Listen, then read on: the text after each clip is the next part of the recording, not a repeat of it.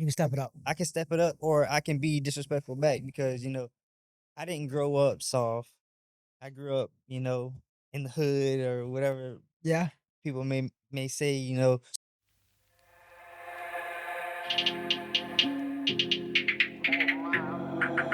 Who am I? I'm the greatest. Who am I? I'm getting paid. Who am I? I'm so flagrant. Who am I? How's it going, guys? I'm Travis with Weighing In with Travis Hartman. We have another segment with another fighter who is fighting tomorrow night at the Crib Royale. His name is Roberto Gomez. Undefeated Roberto Gomez. Sir, Thanks for coming on the podcast, brother. thanks for having me.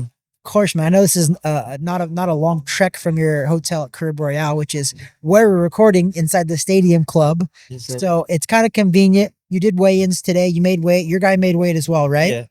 Do you get anything from the weigh-ins, from sizing the guys up? Do you get anything when looking in the guy's eyes, or do you just kind of like business as usual for you, or is there anything with the weigh-in that you kind of take from that into the fight? It's really just, you can't really like look at a guy and just think, "Oh, I got him," because looks are deceiving. Yep. This is not like how it was with Mike Tyson. He had like a whole different um aura and Yeah. everything like that. Like when he would look at a guy, he said if he would look away for a split second, he know he had him. Yeah. But that's when you're in the ring. So I don't know. Like I said, looks are deceiving. So Yeah. I just I'm face to face looking at you, and then I'll shake your hand because I'm not a disrespectful fighter Yeah. I love that. at all. I respect every fighter that I fought. I have the utmost respect for it. But in the ring, it's business. And if it does get disrespectful or things do get out of hand, I could you know You can step it up. I can step it up, or I can be disrespectful back because I didn't grow up soft. I grew up in the hood or whatever Yeah. people may say. So where did Whether you grow up at? Did you grow up, because you said you're Puerto Rican? Yeah, I'm Puerto Did you Rican and grow up in black. Puerto Rico, or did you grow up here? No, I grew up here. I grew Okay. up in Pasco County, Lacucci. Okay. So you're over towards like the Tampa area. Yes, sir. That direction. Okay. Yeah. You're over on the west side of Florida. Yeah. Okay. Is that how you started work? Do you work with Monette?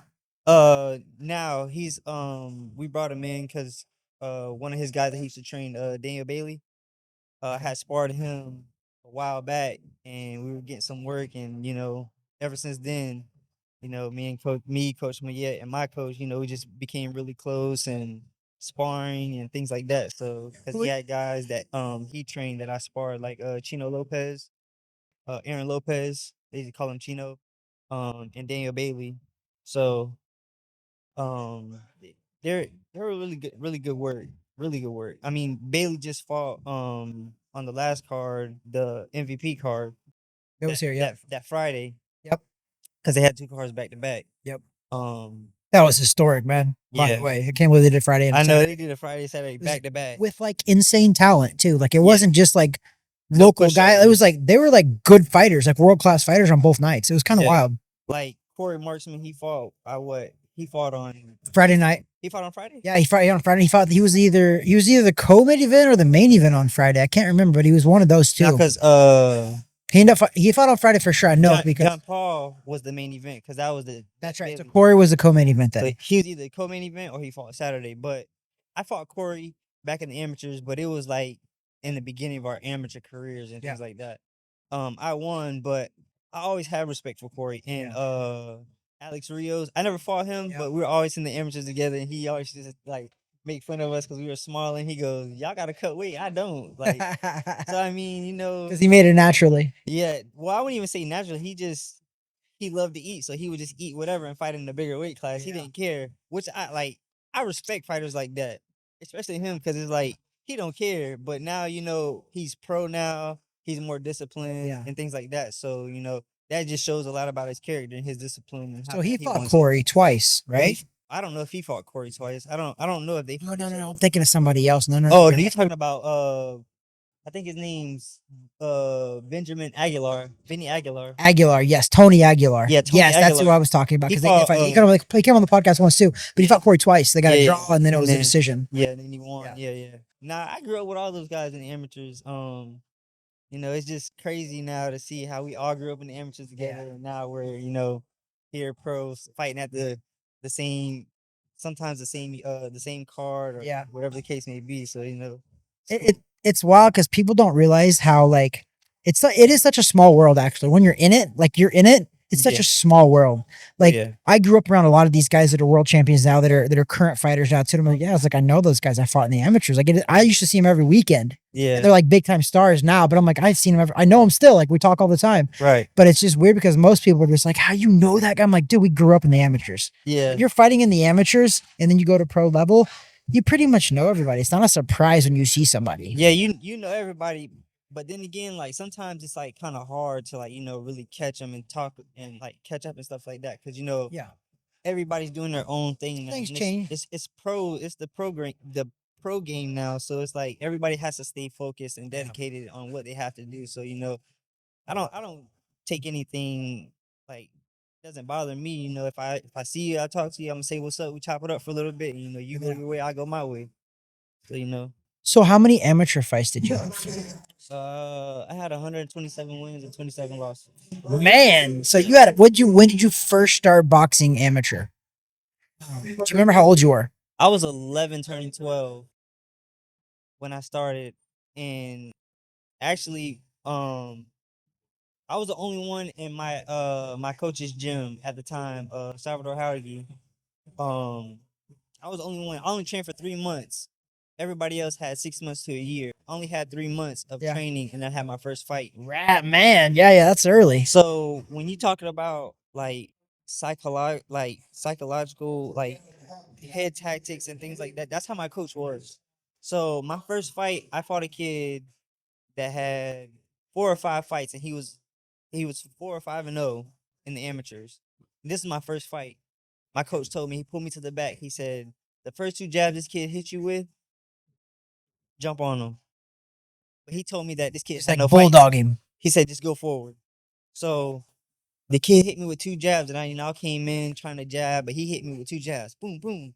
As soon as he did that, I just kept jabbing until he was in the corner, and I was 1-2, step to the side, overhand right, and I kept doing that. First round, and they stopped it.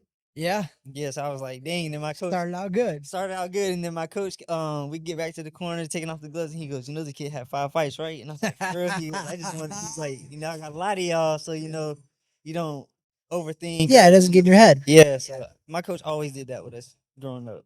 I mean, listen, it's working a little bit. Obviously, you had that many amateur fights. You're an undefeated professional boxer. Are you 7-0? 7-0, yes. 7-0. So, I actually was at your last fight at the Crib Royale. Yeah, The last time you fought, I was ringside for that fight. That was the first time I saw you fight. Actually, yeah, I was impressed, man. I like your style. You got a nice little comfortable style. You got explosive. You're fast. You got good defense. You move well. I like it. Like I like seeing that, and I like that the fact that world class boxing is right here in Orlando, man. Like how convenient is that? Especially like it's what hour and a half trip, maybe 2 hours of traffic from where you actually live and reside. yeah, Man, when I was growing up, I fought in Missouri, yeah. Kansas City, Missouri. So if I had to travel, like I would go to Atlantic City, New York, California, France to get on like big cards. I had to travel to get on big cards. Yeah, It's a blessing, and I think you probably realize it. But to be able to fight on not national, global TV sometimes, yeah, right here in Orlando, essentially in your hometown. right. Nah, I'm not gonna lie. I'm really blessed. Like people say, luck. I don't. For the people who believe in luck, that's just them. They believe in luck, but I don't believe in luck.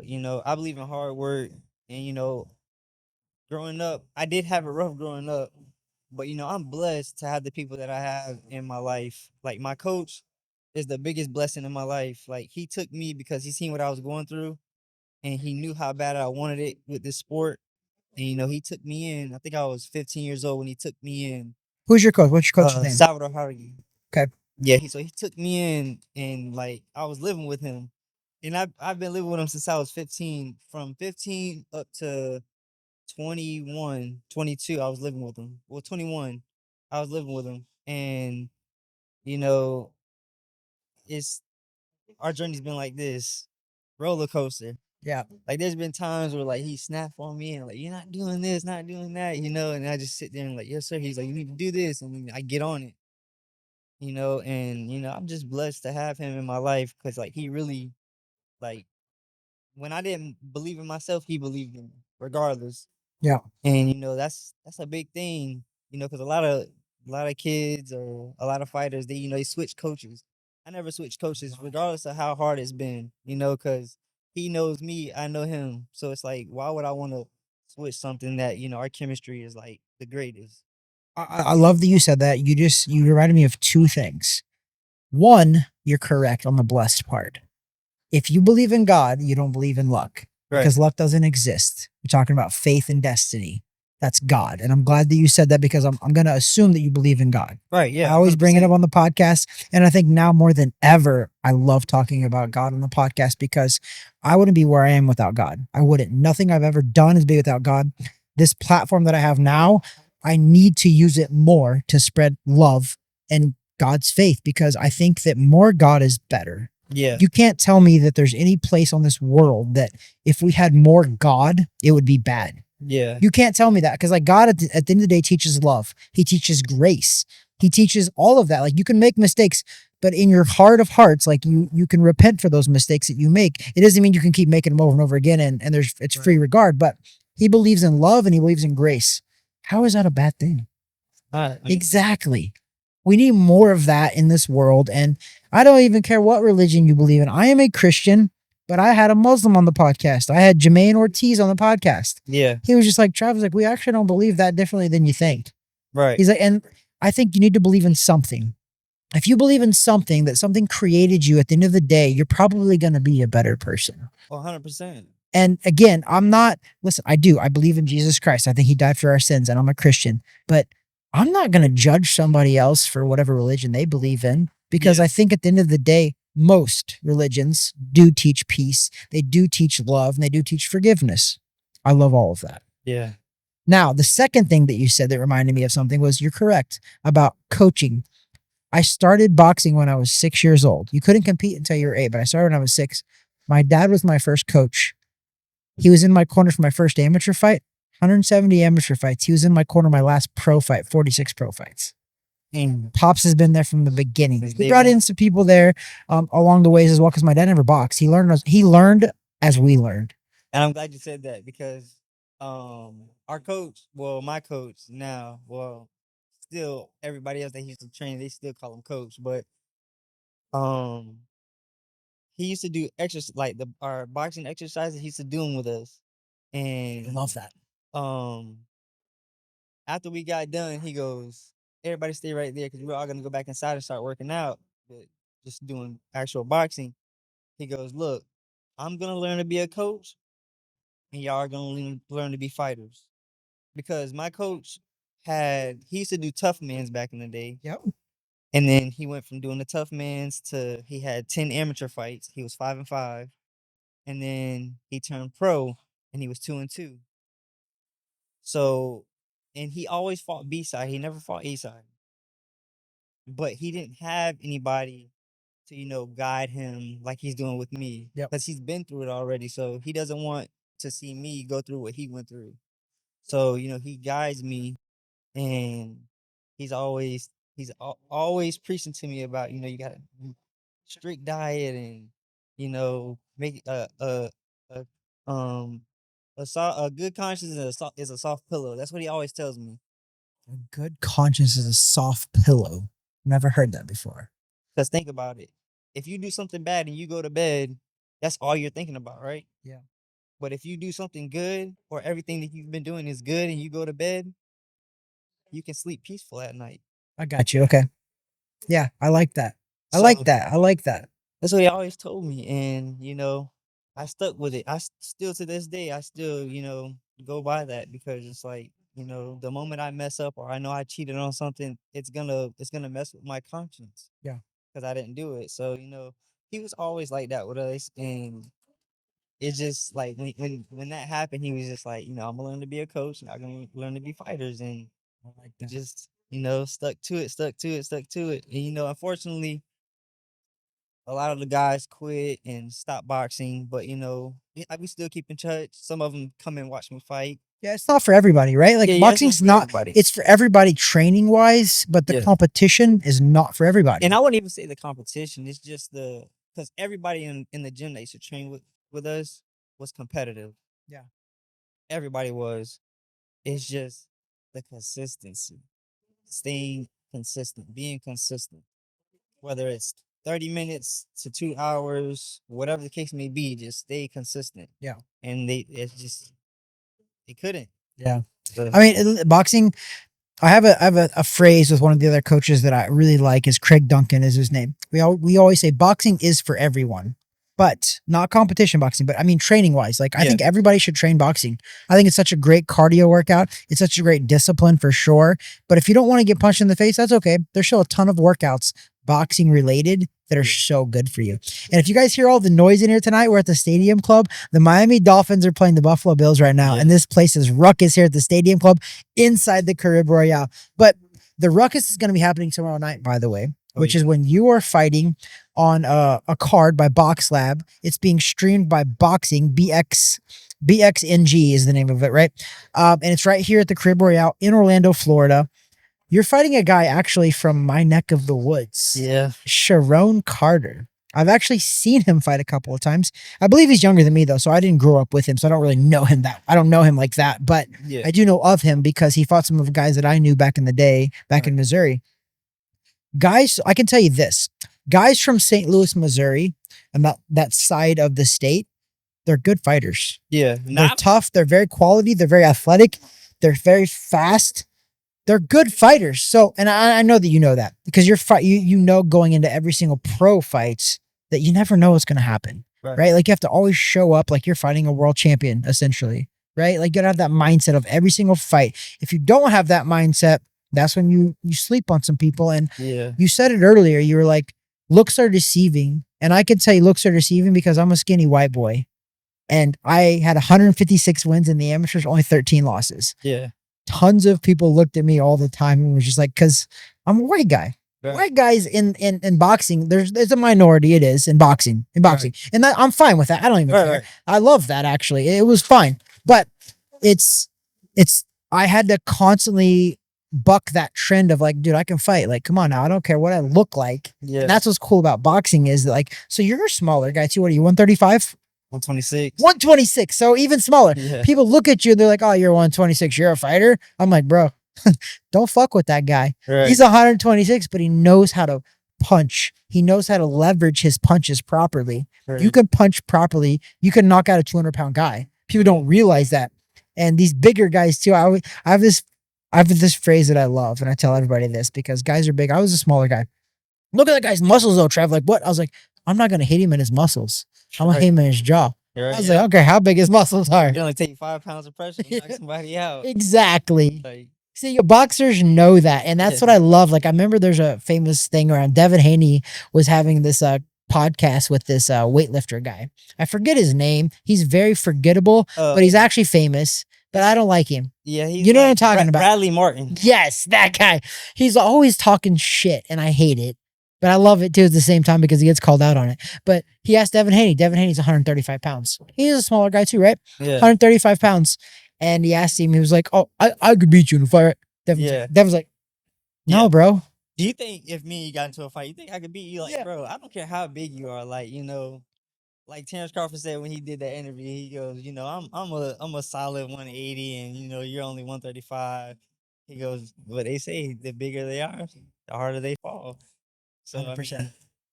Yeah. It's like, that's what you understand that because you've been boxing your whole life. And I think that's where I like to bring this around too, is this is why I say boxing is for everyone. I think more people should box or at least try it. I think every single person on this planet should spar at least once.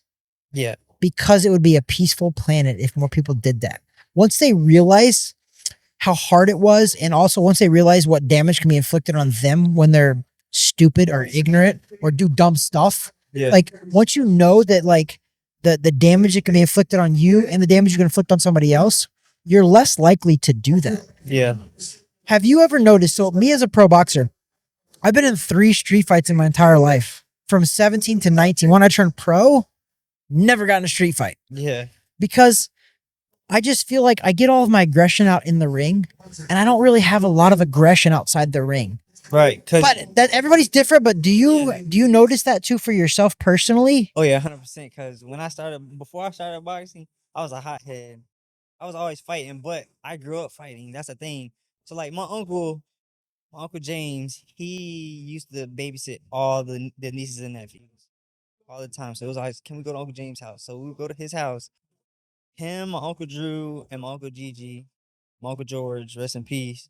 They made a sand pit for us, and we used to fight in that sand pit with each other, amongst each other. We used to fight in that sand pit. Like fist fights. Yeah, That's so fun. That's so crazy.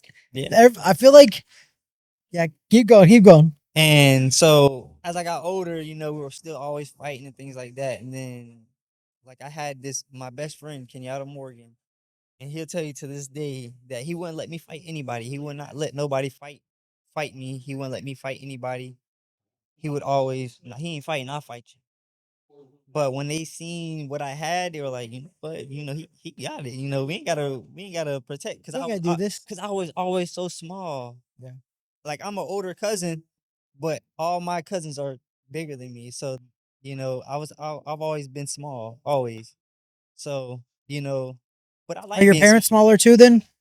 my dad, yeah, my dad. I'm sure my dad's shorter than me, and my mom's like, you know, she's pretty like average, like 5'6", 5'5", I mean, 5'6". that's pretty, that's actually kind of tall for a woman, actually. Yeah. Yeah. So I mean, my dad's shorter than me, so.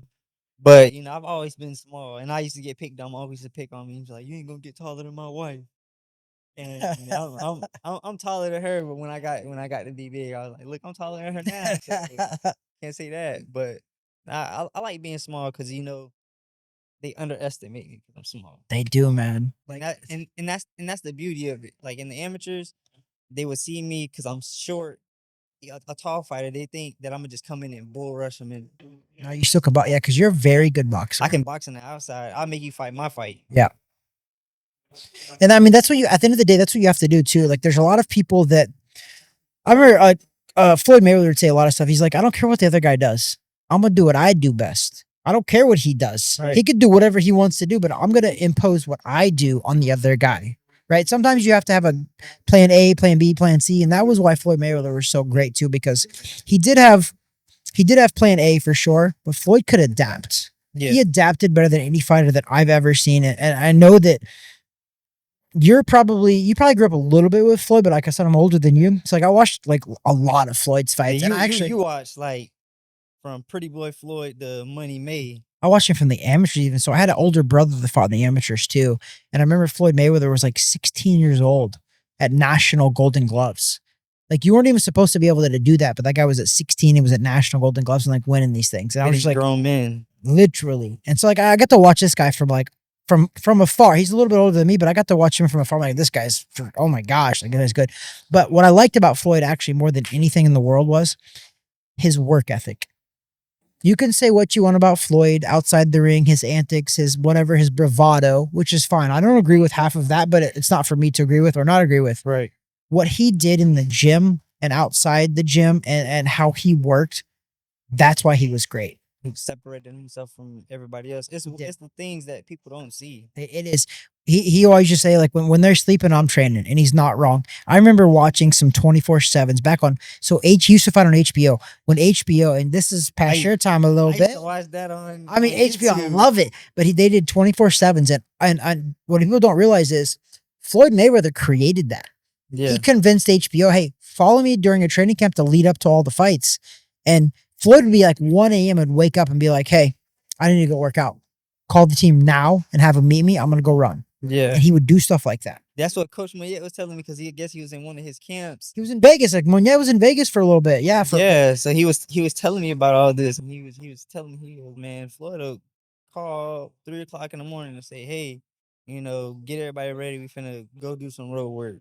Or we're about to go chop some trees, or we're about to go to the gym and lift a little bit of weights, or we're about to go spar. Yep. So I'm just like, dang, like, you know.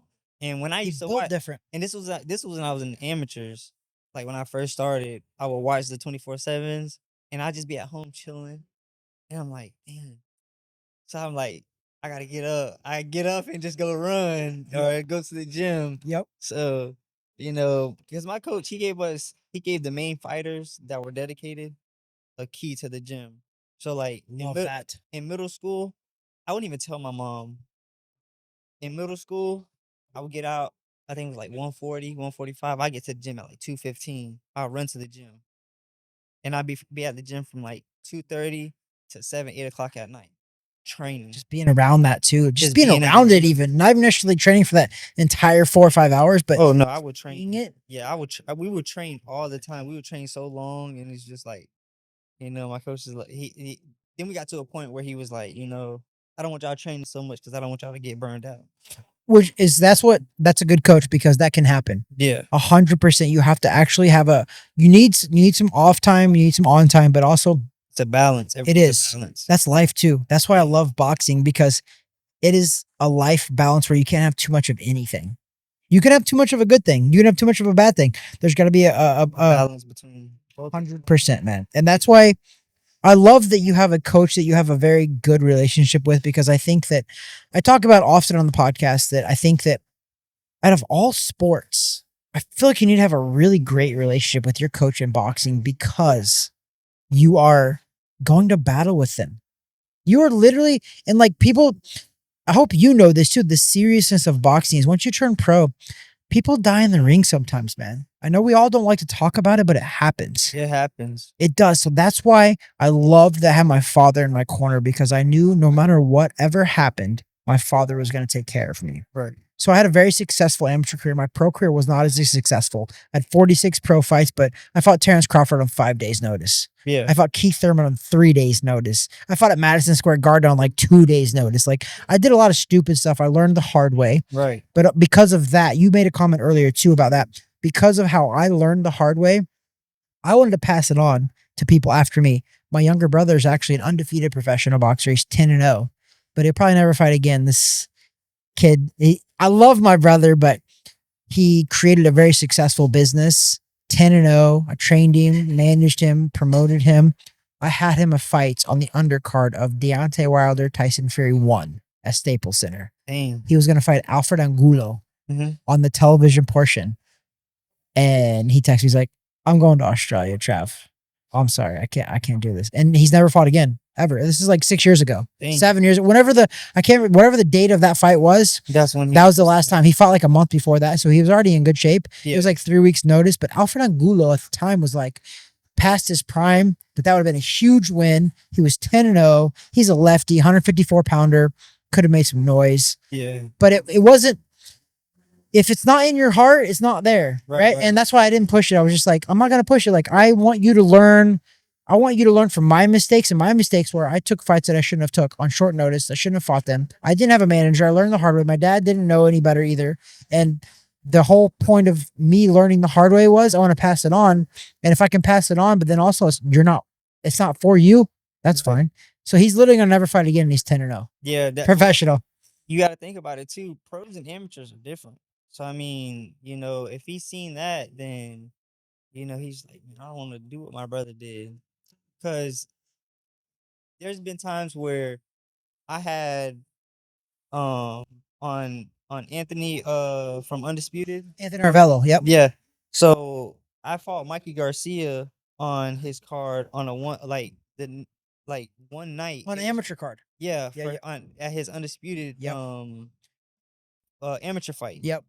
And I was supposed to fight the following weekend against Puerto Rico in Palm Bay at 125. I had to drink a gallon. I was drinking a gallon of water that night. I ate good that night. At weigh-ins, I had a gallon of water, drinking water just to make 145 the next day.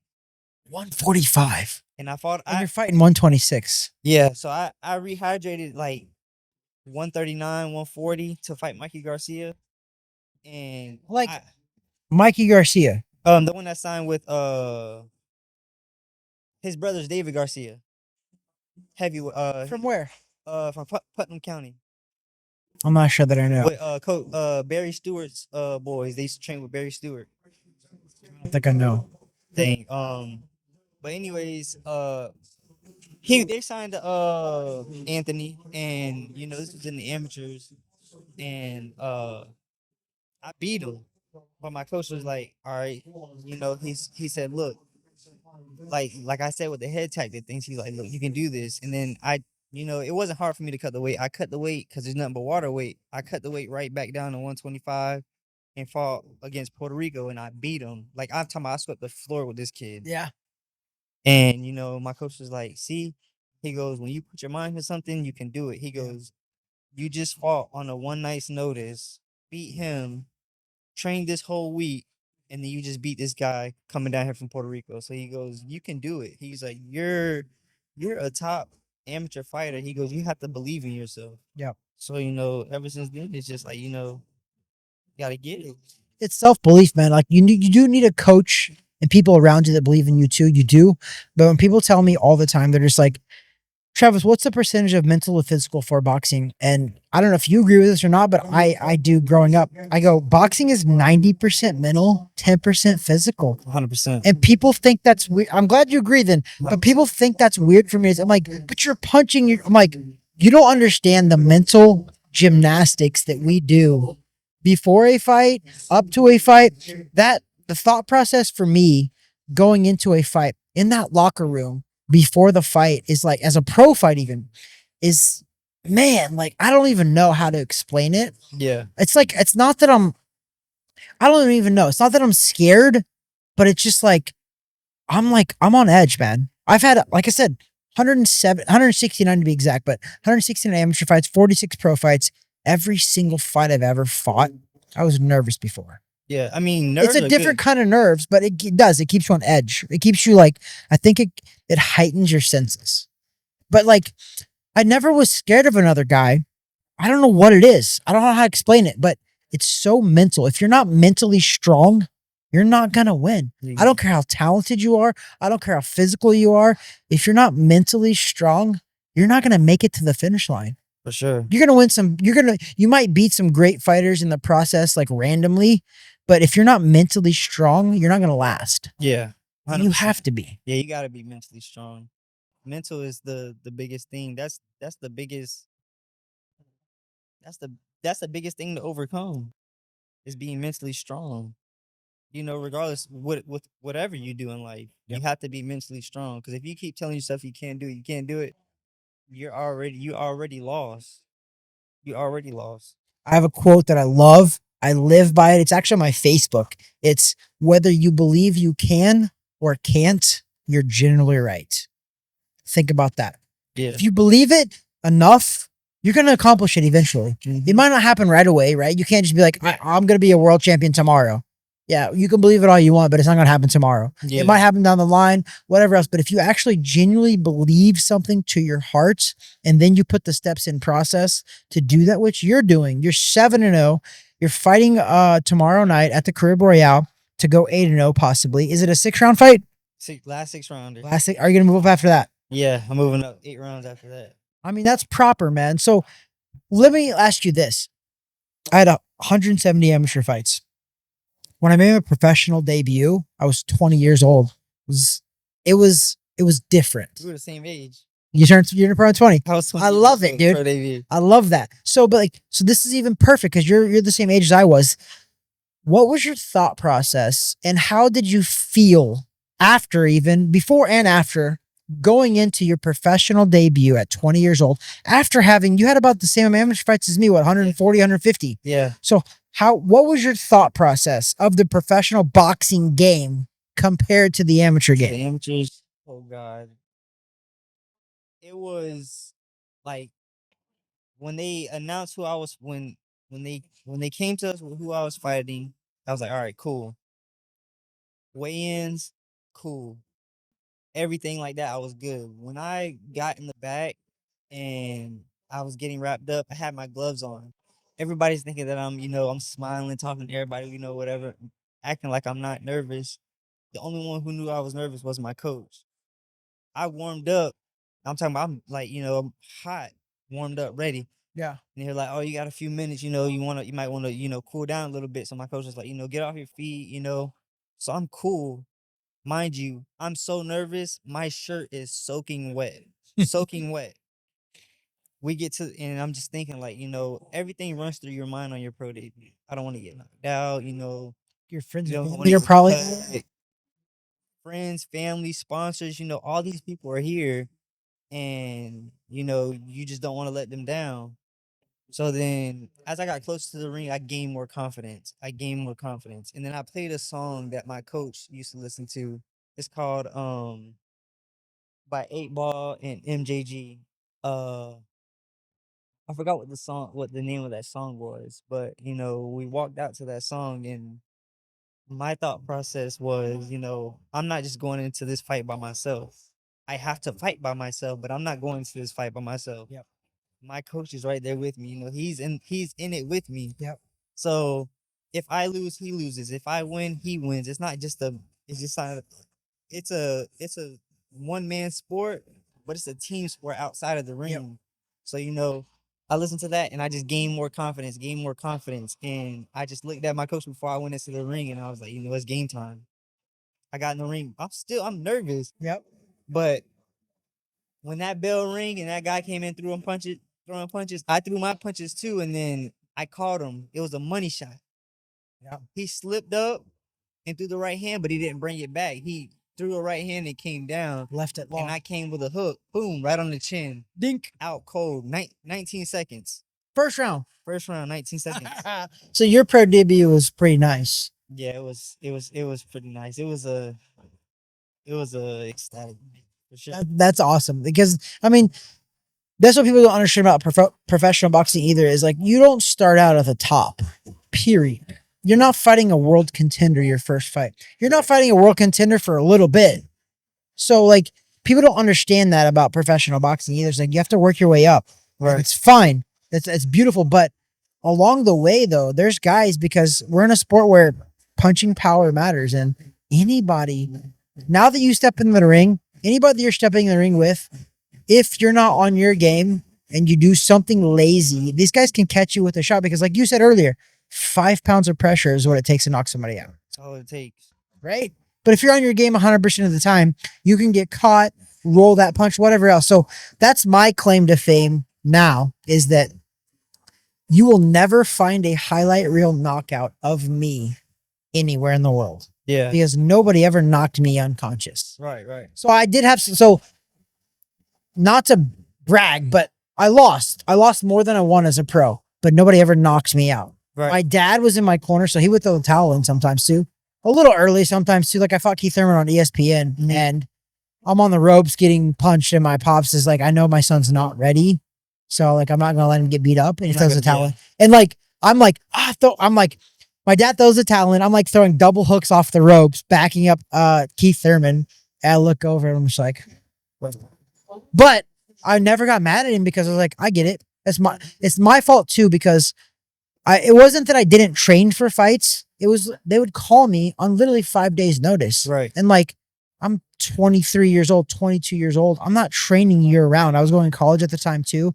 And sometimes I would take breaks between fights. Right. They, as in the promoters would know that. And they would call me on these notices and they'd be like, Trav's a formidable opponent. Let's throw him in there. And they did, Right. which was fine. But my dad kept me safe. And at the end of the day, I'm thankful that my father was in my corner. Yeah. Because I would have kept fighting no matter what. These guys would have hurt me later on in those fights because I would have got tired and they would have just been beating on me. Yeah. And if it wasn't for having my father in my corner and that trust and that love and that respect, then I wouldn't be here talking to you, man. Right. Think about it. 170 amateur fights, 46 professional fights. I fought 5 or 6 different world champions, Terrence Crawford included. And I'm still here talking to you. Right. I'm still of sound mind and body. I feel good. I have 3 kids. I have a wife. I'm thankful for all of that. But if it wasn't for my father, which was my coach at the time, then I wouldn't be here. Yeah. So I love when you talk about your coach and the respect and the love that you have too, because it's important, man. Yeah. I mean, he's a father figure for me, for sure. He definitely is. Like he treated me like I was one of his own. So, he didn't have to. Any and everything that my coach has done for me, he didn't have to do. Yeah. He chose to do it. And like I always tell him, like, if you ever needed something or needed help with something, like you didn't even have to ask me. I'm gonna be right there because you did it for me. That's why, like, when somebody says thank you for doing this to me or doing this for me, don't worry, don't mention it because I know you would do the same. Yeah. So that's a big thing. It's like you scratch my back, I scratch yours. At the end of the day, too, you believe in God. There's a quote. I know that Muhammad Ali was a Muslim, actually. But he's got this quote that I love. And it's service to others is the rent we pay for our room here on earth. And I love that. Again, I'm a Christian. I'm not a Muslim. But Muhammad Ali said that, and I was like, that's so true. The service to others is the rent we pay for our time here on earth. And I love that because I believe it, right? Like anything that I do for somebody else, I'm not expecting anything back. I'm actually selfishly doing that for them because it makes me feel good. Right. And there's nothing wrong with that. And regardless of how long it takes, it's going to come back around. It will. And you know what? If I don't even experience that myself, like all the good that I'm giving, because now I'm also a trainer. I own my own gym here in Orlando too. Now that I'm a trainer too, I'm just like, you know what? Even if I don't personally see the things that I'm doing come back to me, that's not the purpose of it. I'm doing good. And even if I don't get to see those things that come from my good, that's fine because I'm not doing it for me. Right. I'm doing it to help others. And I love the spiderweb effect. Like there's kids that I train like 6, 7, 8-year-olds and 10, 15, 20. I train 60-year-olds even. Yeah. I'm just like, you never know what your effect is on people. And you're not doing it to have an effect either, right? You're doing it because you're doing it because it's the right thing to do. Kindness of your heart. Exactly So right. you're doing it out of the kindness of your heart. And that's a big thing. And eventually, I think that what's going to happen is this. You're early on in your career. You're a 7-0 undefeated professional boxer. You're fighting tomorrow night at the Crib Royale. But I think what you're going to notice later in your life, and remember that I said this, but you're going to notice that you're like, you know what? All the greatness that happened for me from this coach, you're going to pass it on to somebody. Even if it's not boxing. Let's just say it's not even boxing. You're going to pass this on in somewhere in your life because somebody did something for you and they didn't have to. Right. And then whoever you do that for, it's just going to keep going. That's legacy. Yeah. And that's something that your coach started with you. Somebody probably started that with him too. Oh, yeah. Maybe it wasn't a boxing guy, but maybe it was another guy who just lived down the street and was just like, hey, I like this guy. I'm going to do good things for him. His mentor, his mentor was the one who used to like tell him all these quotes and things like that. And he passed it to him and he passed it to me. Like he used to tell him, he goes, you want to find a helping hand? It's right there at the end of your elbow. You know, it's just like stuff like that, you know? It's just like you don't hear that nowadays.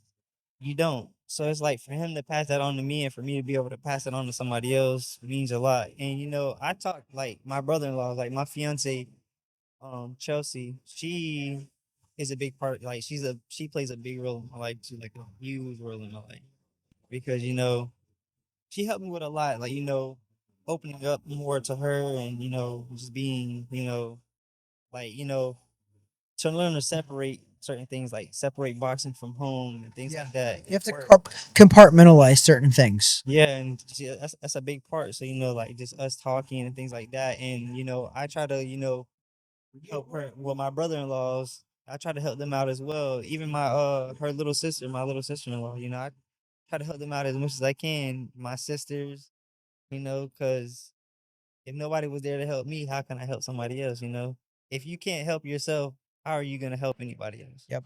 They always say you can't pour from an empty cup. Can't. Meaning, like, if you have nothing, you can't pour. So take care of yourself, take care of your family, then go out there. Yeah. Which is awesome. And you know what, dude, you're so right about your fiance. I love that you said that because so my wife, I have 3 kids now. My wife is a professional tennis player and she understood the commitment it takes to be a pro boxer because she was doing it herself at the same time. Right. And you need that. If somebody doesn't understand the commitment to your craft and to your livelihood, it's going to hinder you. Yeah. And it will. Whether you realize it or not now because you're still young, but the fact that she supports that and realizes that, it's going to help you in the long run. It's going to make you a better person. It's going to make you a better boxer. And at the end of the day, boxing is essentially your job, right? That's it. Yeah. There's life after that. There's life before that. There's life during that too. So I love that you have a very supporting cast. Sounds like you have a good coach. Sounds like your fiance is good. Yeah. When is your wedding? Do you have you set a date? We had. I didn't mean to put you on the spot. We did set a date, but you know, with her, thank God she just passed her finals in school yesterday. She's going to be a surgical tech, and she just passed her finals yesterday. So, she has to go through clinicals and things like that, Yep. 6 months of clinicals. But, she always tells me, she goes, where do you want to see yourself after boxing? Yep. Because boxing does take a toll on you. It does. It does. It takes a toll on you, especially if you've done it for so many years.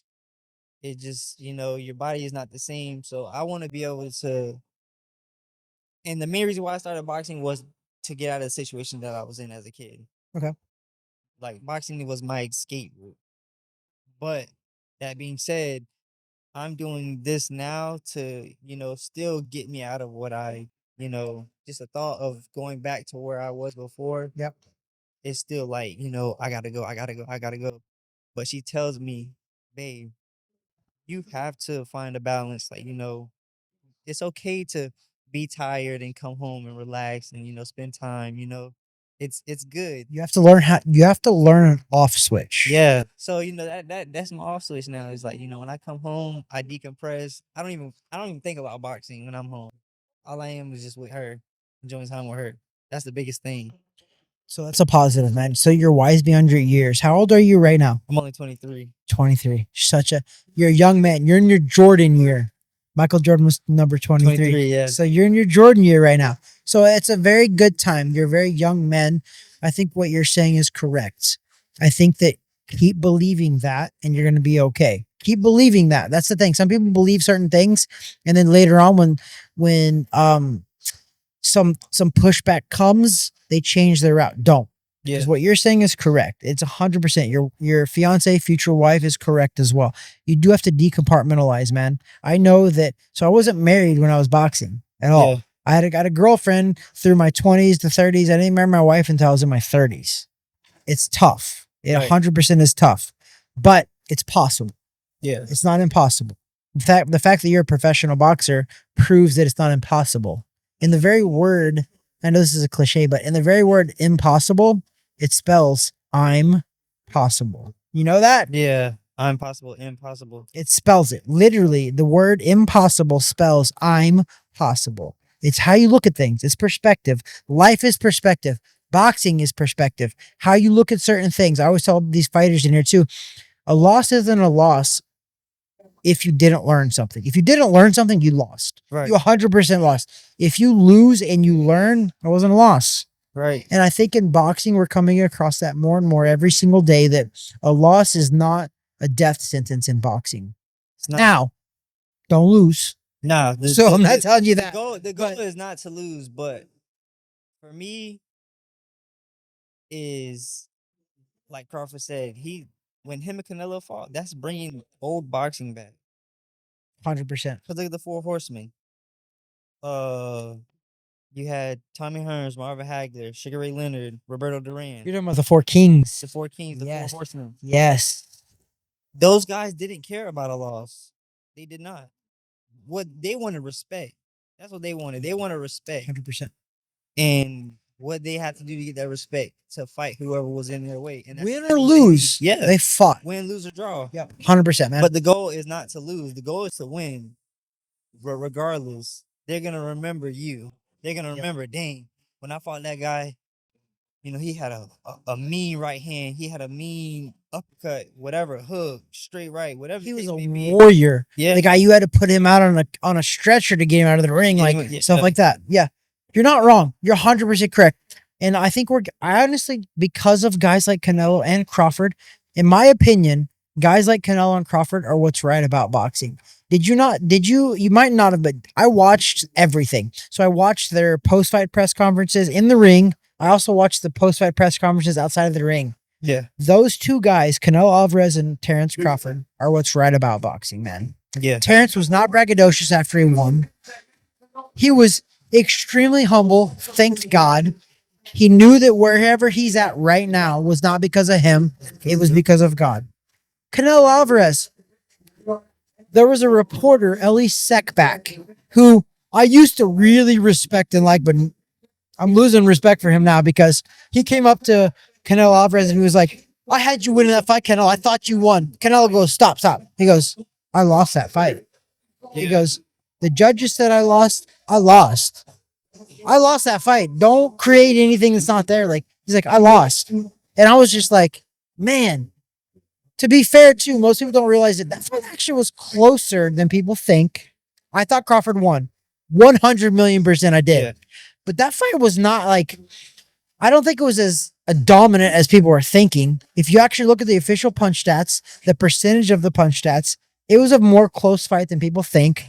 They just thought that because Crawford was going up like 3 different weight classes that he was going to get blown out. And the fact that it was even close, and fact that he won, it blew their mind. But the fight actually was very close. On the scorecards, if you look at it, even when Crawford won rounds, they weren't like, he didn't crazy dominate. He did win. He did what he was supposed to get the win of that round. Exactly right. And it wasn't like he didn't outclass and totally make Canelo look dumb at all. But he won. In my opinion, he won. I actually had him winning 117, 111, which is pretty wide. 116, 112 was one of the official scorecards. Yeah. One of the scorecards was 115. 2 of the scorecards was 115, 113, which means 7 rounds to 5. I was like, I didn't see that. But the fight was actually very close. If you actually go back now and look at it, it was a very close fight.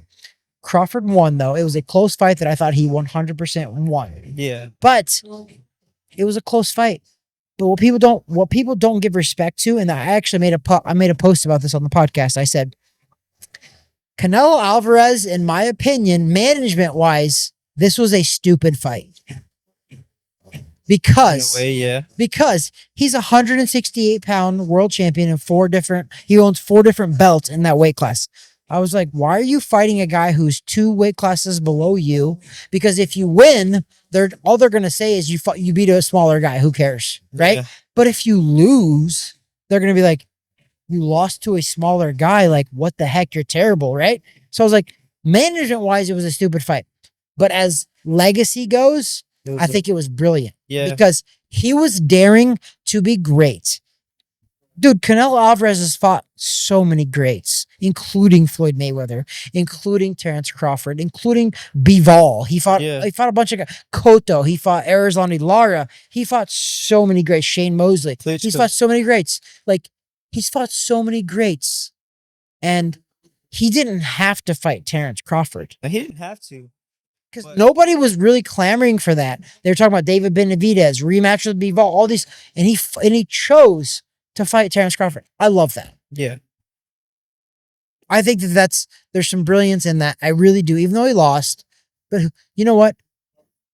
Canelo Alvarez is a Hall of Famer, period. Yeah, hands he down. lost to Terrence Crawford today. He could retire today, and he could have retired before Terrence Crawford. And we would have been like, this guy's a great. Even though he lost to Bivol, he lost to Floyd Mayweather. His only 2 losses before Crawford were to Floyd Mayweather and Bivol. That was it. And Bivol just beat Artur Beterbiev. So, like, that's the people he's lost to. Yeah. He's a phenomenal fighter. So I think that for the younger generation, you, by the way, now our younger generation, you, my friend, have a very, very coveted spot in boxing. Like, you're the next generation, man. So I hope that you take from what they're doing and you bring that into whatever you're doing. So let's just say this. I'm going to try to wrap this up. I've kept you a really long time. Let's just say, I'm not looking past your fight at all, and don't you either, but right. You beat Sharon Carter. What's next for you? How do you foresee your next? I'm going to go even deep because I did this with Crawford too. I was like, dude, how do you foresee your ending? Like, what do you foresee your ending? And he told me on the podcast 2 years ago, he was like a 3rd undisputed Trav. He's like, and then I'll walk away. He just won a 3rd undisputed. Okay. Yeah. So you're not there yet, but you're 8-0. What's your next step? Next step is to get a small title, an NBA title, and, put my foot in the door to start climbing up the rankings and beat whoever's in my way. What's your ultimate goal as a professional boxer? Your next goal is to win an NBA. I love it. Regional title, which is a great regional title. But what's your ultimate goal as a professional boxer? My ultimate goal is to be known as one of the best fighters that come from out of Florida. Who is one of your fighters, professional now or past, that you really look up to? If you could pick one, I know there's many. I can pick two. I'll pick one. I'll from take the it. I'll take it. I'll past, take it. And I'll pick one now. Okay. Muhammad Ali. Love that. He was a people's champ. Yep. And now a lot of people are gonna say, "Oh, why him?" But Gervonta Davis, I really do like Gervonta Davis. Like he's one of my favorite fighters. If I could do a my top 10, he's high in the 10. He's Okay. very high in the 10. All right. Well, you know what? I was going to end it after that, but you said that. I got to give you one more follow up question. With that being said, how do you feel about Gervonta Davis And Jake and Paul. Jake Paul? I'm not really a big fan on it, but I can say this: from what Jake Paul has done, do I like how he came about it? No, I don't. With boxing, period. Because you got all these fighters saying, "Oh, well, he came into the game, and we've been doing this for this long," and da da da da. I get that, but you got to think he's bringing so much light back to this game. It's not even funny. He's bringing so much light back to boxing because obviously he had his platform when he was on Disney Channel, a YouTuber. A lot of people look up to him. A lot of YouTubers do. So now that he transitioned both of those into boxing and is now doing crazy numbers, making a lot of money, putting on a lot of fighters, it says a lot. Like he's trying to bring boxing back. So can I hate on him for the business aspect? I can't at all. Because he's brought so much attention here to Kareem Royale. He fought here. You know that, right? Yeah, he did. I was actually at that fight. I forgot He who set a fought. live gate record here. So many people were here. He fought a real pro boxer that was 10-1. Yeah, and beat An him. actual pro knocked him out like in the second round. Yeah, knocked him out. Yeah. So Do you know? I'll give you real fast before we finish. I'll give you a Puerto Rican record here. The live gate record in Orlando, Florida, used to be owned by Miguel Cotto at the Amway Center. He set a live gate record for money with 10,000 and something people were there in person, Yeah. but the money was something crazy. Yeah, You know that Jake Paul surpassed that. he broke that record, but he broke that record with only 4,200 people because that's all the Crib Royale would hold. Yeah. Was 4,200 people. He broke that record with Which is 4,200 people. Miguel Cotto had that record with 10,000 people. By the way, See what I'm saying? So I it's do. like so I can't hate on the man at all because he's trying to be he's bringing something great back to the sport. So I respect him for that 100%. I don't like the way he went about it from the beginning, but as time went on, I have way more respect than I did in the beginning for Jake Paul, 100%. Yeah. So he's doing boxing a huge favor. but Gervonta Davis, Jake Paul. What do I feel about it? Yep. It's an exhibition. It doesn't count. But to be fair though, I don't know if Jake Paul's ever been hit by somebody that hard before. Like I said, it only takes 5 pounds of pressure. Gervonta Davis is considered a knockout artist. He can crack. Yep. They said when he fought Mario Barrios and he's coming up to 140 that, he's not going to have the power. If you already hit hard at a certain weight class, you're just gaining more weight for more power. Yep. So Yeah. So you hit on something very big, and I want to tell everybody this. Jake Paul versus Gervonta Davis is an exhibition. it's an exhibition. So I'm not gonna. So this podcast is called Weighing In with Travis Hartman. I'm not gonna weigh in on it as a real boxing person because it's an exhibition. I'm not against it. Make No, your money. yeah. I don't even care. Make your money. I don't care. People have the right to not watch it. That's your right. Cool.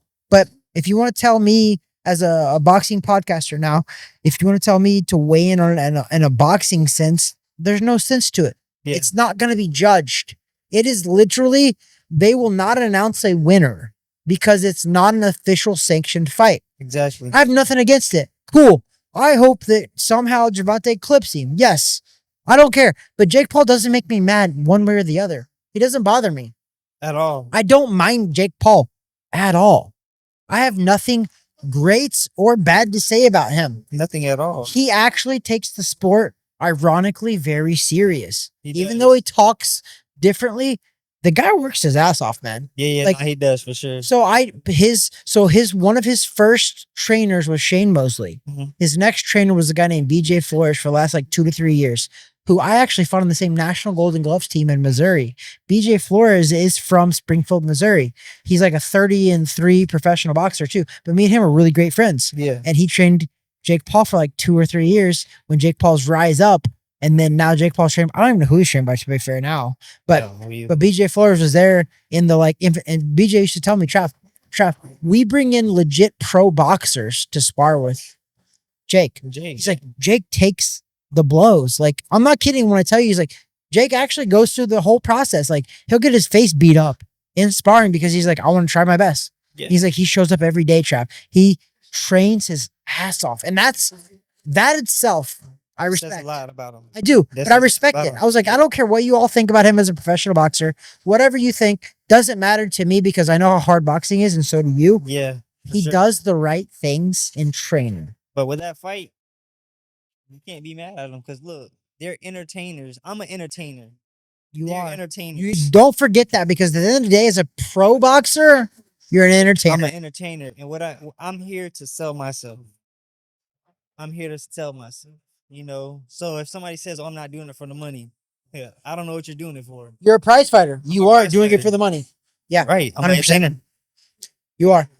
At the end of the day, remember that, and I hope you do remember that. Have a social media following. Don't forget to share our podcast too. And I will for sure. Yeah. But that's what it's about, though. It's literally you are now. This is what I learned as a pro boxer. Is sadly though, I say it sadly, but it's business first, boxing second.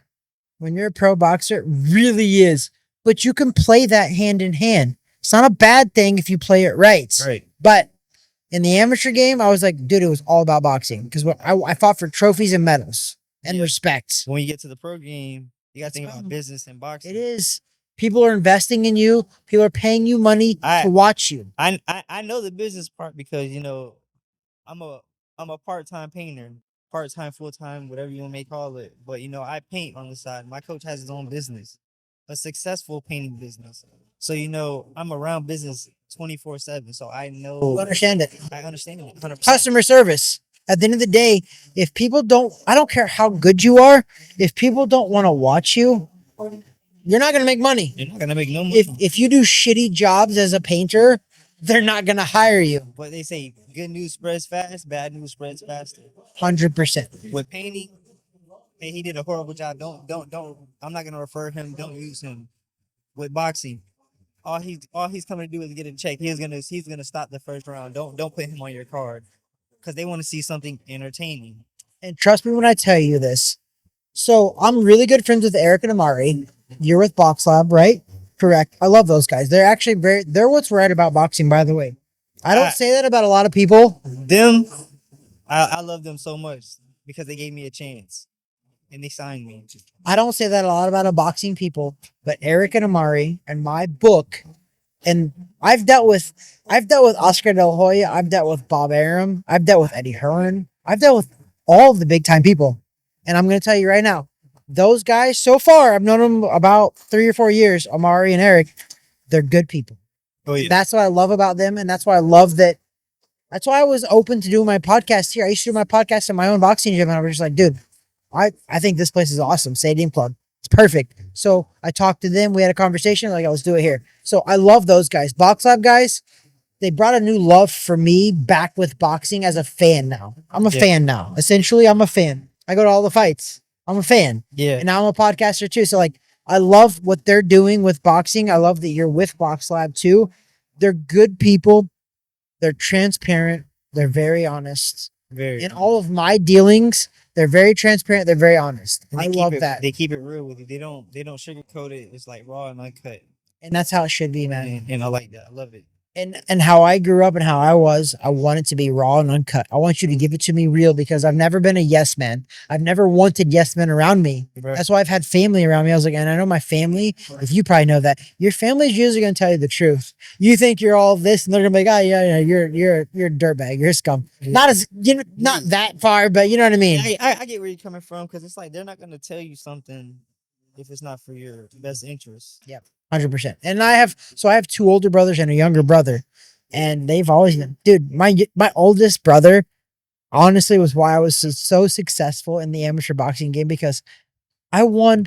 I was a 2-time national champion, back-to-back champion, 95, 96. I won it 2 years in a row. Yeah. And we were watching my film in front of my dad, and my brother was there. My oldest brother was like, "Trav, you fought bums, bro." I was like, I gotta go do better. Hey, I gotta do better. I gotta do better. That's what And I'm like, saying. he was It's like- not correct. I fought some really good guys. I fought Nonito Donaire and Anthony Durrell. I was like, bro, these guys weren't bums, but because I thought they were, I was like, I gotta do better. Yeah. Which was not a bad thing. He probably he just said that just so you can push it a little more. 100%. I So- love my brother. He's older than me. He's a great guy, phenomenal guy. Actually, oh my God, funny story. I'll wrap it up because we have to end this. But my oldest brother is a police officer now in Omaha, Nebraska. He actually arrested Terrence Crawford in 2008. Dang. So when I had Crawford on my podcast, and I fought Crawford too, Yeah. we chatted about all that.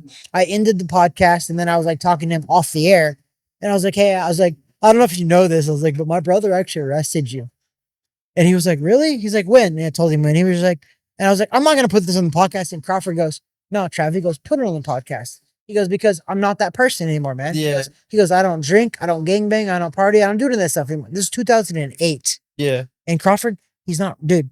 It's a good dude. He is. Good dude. Listen to this. I'm gonna end it after this, but Terrence Crawford, this guy's I love him for so many reasons, but I love him because he's a genuine dude. And he says it all the time in his interviews too. He's just like, he's like, anybody can be a nobody. And he was like, I was a nobody. All the way up to even Canelo. He was like, anybody can be a nobody. And he's not wrong. Until they fight. All of us are. They are. He's like, anybody can be a nobody. And he was like, said all that. Sunday nights, I texted him at 2 a.m. on Sunday, which was after his fight. I was like, bro, I'm so proud of you. Because we text all the time. Yeah. So proud of whatever. He didn't respond, which I figured he wouldn't. You know how many people probably flooded his text messages? So many people. Not very many people have his phone number, but enough did, right? He texted me back today. But I respect that because I'm like, today's Thursday when we're doing this. Yeah. He went all the way back to his messages from Sunday Sunday. and he replied back to me. Yeah. And we went back and forth like 5 or 6 text messages. He's a good dude. He's Yeah. coming back on the podcast, which I hope you know. I have people on this podcast who are genuine and good people. I had you on this podcast because I seen you fight, but also Monette. I know Monette now because I had one of his fighters on the podcast too. Stevie. Yes. And Stevie Morgan, right? Yeah. Yeah. And I like him. I think he's a genuine guy. I think Oh. he's my type of people. And I think he knows what he's talking about. Oh yeah. 100%. And I love that. So thank you for coming on the podcast, Thank you for man. having me. You're fighting tomorrow night at the Career Royale. I'll be there ringside, bro. So I'll see you. Oh, When yeah. you're walking out of that ring after you've won, you'll see me. I'm going to be giving you a dap. Trust me. we'll Because I'll be on the definitely chop VIP side. We'll definitely So, chop it up after the fight. I'll for sure. definitely want to see you, but thanks for take time out of your day, man. I know what it's like the day before a fight. We're talking the day before your fight. I don't want to talk to nobody, bro. When I'm fighting, I don't want to talk to anybody. It's not even that with me, I feel like the more I think about the fight, the more I get inside my head and, think about what I'm gonna do and things like that. The time is now. Yeah. The time is now. Like, there's nothing I can't do now that I already did in the gym. 100%. There's nothing. Everything you've done, it's here. Everything. Finish it, bro. So it's like, I don't think about boxing when we're talking about boxing, we're talking boxing, everything like that. But we're just talking about life in general, and how we're living, 100%. we're blessed. I could talk about this, but when it comes down to the fight, obviously I don't say nothing, I'm chilling. I'm happy. But when the fight comes, I get in that mode. I gotta get active. business. So I said this to Crawford even today. I said, listen, bro, I know you're a superstar now. I go, but you got to come back on the podcast. And he was like, I'll come back on, Trav. So I'm saying the same thing to you. I don't care how many times you win, bro. Make a commitment. I'll come back. Come back on for the sure. podcast. Even if I don't fight and I'm here, I'll come. I'll text you like, appreciate hey Trav, I'm here. I appreciate that. Thank you for coming on the podcast, weighing in with Travis Hartman. I appreciate your time more than you know, because I know it's a lot. You're fighting tomorrow night. Guys, get your tickets. Orlando, Florida, Carib Royale, Ticketmaster. Come see this guy. 7-0, going for 8-0. This will probably be your last 6-rounder. But Definitely my last 6-rounder. Definitely. But God bless, bro. And thanks Yes, for sir. coming on. Thank you.